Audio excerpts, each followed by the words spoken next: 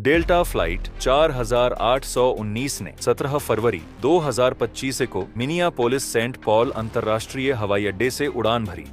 80 यात्री और crew member सवार थे। बॉम्बार्डियर CRJ 900 रीजनल जेट, जिसे एंडेवर एयर वन द्वारा डेल्टा कनेक्शन के तहत संचालित किया जा रहा था, दोपहर 3 बजे स्थानीय समयानुसार से पहले टोरंटो पियर्सन अंतर्राष्ट्रीय हवाई अड्डे उसके करीब पहुंचा। जैसे ही विमान नीचे उतर रहा था, हवाई यातायात नियंत्रकों ने पायलटों को 64 किलोमीटर प्रति घंटा 40 मील प्रति घंटा तक की तेज हवाओं और ग्लाइड पथ में उत्पन्न हुई अशांति क्वांडिस के बारे में चेतावनी दी। जैसे ही विमान रनवे की ओर बढ़ा, पायलटों को तेज पार्श्वीय हवाओं क्रॉसविंड्स कोसेशेकेलेट्स का सामना करना पड़ा, जो विमान को बुरी तरह से झकझोर रही थी। इन झोंकों की वजह से विमान को स्थिर रखना मुश्किल हो गया। लैंडिंग से ठीक पहले एक तेज हवा का झोंका विमान से टकराया, जिससे वह तेजी से दाईं ओर झुक गया। पायलट ने विमान को संतुलित करने की कोशिश की, लेकिन अचानक बदलाव बहुत ज्यादा था। दाहिना पंख हल्का सा मुड़ गया और जमीन को छू लिया, जिससे विमान का निचला हिस्सा रनवे से रगड़ खाते हुए गुजरा और पीछे आश चिंगारियों की बारिश होती देनुटिकड़ीन होती दिखी। लैंडिंग के प्रभाव ने विमान को और झुका दिया, जिससे उसका दाहिना पंख टूट गया और वह उलटकर रनवे पर जोरदार तरीके से फिसलने लगा। उलटते ही उसने अपने पूंछ वाले हिस्से को भी नुकसान पहुंचा दिया। धातु की जमीन से घर्षण की तेज आवाज़ सुनाई दी और धुआं व मलबा हवा में भर गया। विमान पूरी तरह से नियंत्रण से बाहर होकर तारकोल टारमैक पर एक गहरा निशान छोड़ते हुए अंततः एक जोरदार झटके के साथ रुक गया। सवाल उठा, सभी लोग कैसे बच गए? जवाब विमान की डिजाइन में छिपा था। CRJ 900 के पंख इस तरह से डिजाइन किए गए हैं कि अत्यधिक दबाव में वे अलग हो जाते हैं, जिससे फ्यूजलाज मुख्य ढांचे के फटने की संभावना कम हो जाती है। अगर पंख जुड़े रहते तो वे केबिन को फाड़ सकते थे। पंखों के अलग हो जाने से विमान धीरे धीरे रुकता है, जिससे अंदर बैठे लोगों की सुरक्षा होती है।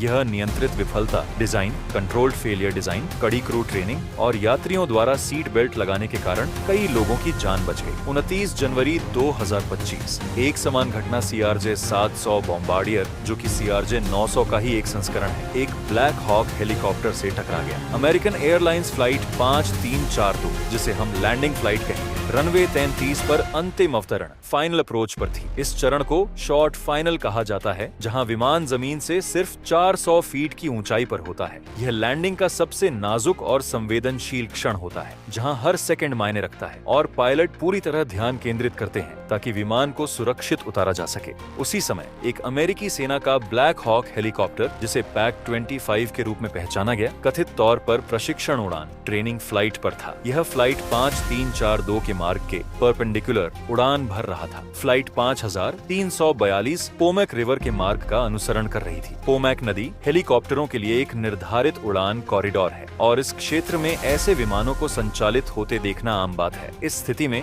दोनों विमानों में एक महत्वपूर्ण अंतर उनके ऑपरेटिंग रूल्स का था। ब्लैक हॉक हेलीकॉप्टर पैक 25 विजुअल फ्लाइट रूल्स के तहत उड़ान भर रहा था। इसका मतलब यह था कि इसे अपने चारों ओर के वातावरण को देखकर अन्य विमानों से बचाव करना था। फ्लाइट 5342 इंस्ट्रूमेंट फ्लाइट रूल्स के तहत उड़ान भर रही थी, जो उसे नियंत्रित हवाई क्षेत्र में विजुअल फ्लाइट रूल्स उड़ानों पर प्रायोरिटी देता है। इस प्रणाली में यह मान लिया जाता है कि विजुअल फ्लाइट रूल्स उड़ानें खुद ही अन्य विमानों से सुरक्षित दूरी बनाए रखेंगी। दुर्घटना से कुछ क्षण पहले Ronald Reagan Washington National Airport के air traffic control tower ATC ने पैक 25 फॉरन को बुलाकर पूछा कि क्या उन्होंने अन्य विमान को देख लिया है। पैक 25 ने उत्तर दिया कि उन्होंने देख लिया है। पहली नजर में यह एक पुष्टि लगी कि उन्होंने फ्लाइट 5342 को पहचान लिया है और टकराव से बचने के लिए आवश्यक कदम उठा रहे हैं। हालांकि अब ऐसा लग रहा है कि पैक 25 ने गलती से किसी अन्य विमान को पहचान लिया था, संभवतः उसी हवाई अड्डे से उड़ान भरने वाले किसी दूसरे विमान को। दुर्भाग्यवश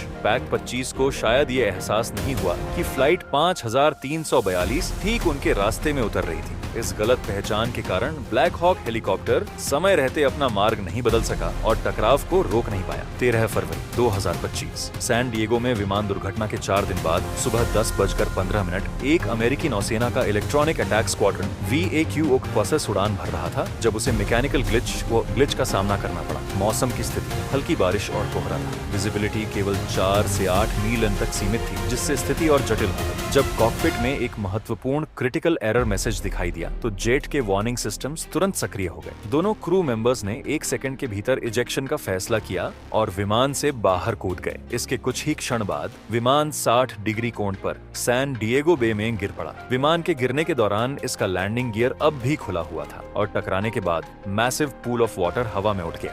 पिछले 2 महीनों में कई बड़ी विमान दुर्घटनाएं हुई।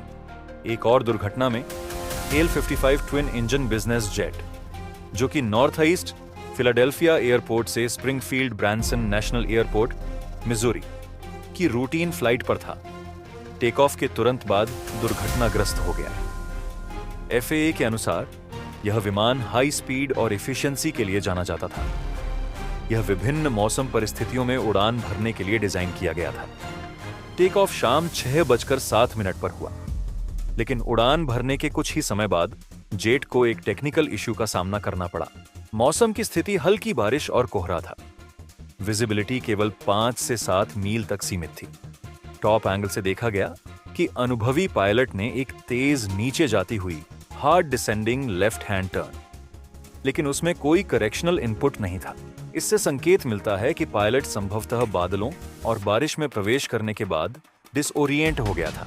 हालांकि आधुनिक जेट खराब मौसम का सामना करने के लिए डिजाइन किए गए हैं, लेकिन अनफोर्सीन मैकेनिकल फेलियर्स या एनवायरमेंटल फैक्टर्स हमेशा जोखिम पैदा कर सकते हैं। दुर्भाग्यवश उड़ान शुरू होने के कुछ क्षण बाद ही विमान ने नियंत्रण खो दिया और रूजवेल्ट के पास दुर्घटनाग्रस्त हो गया।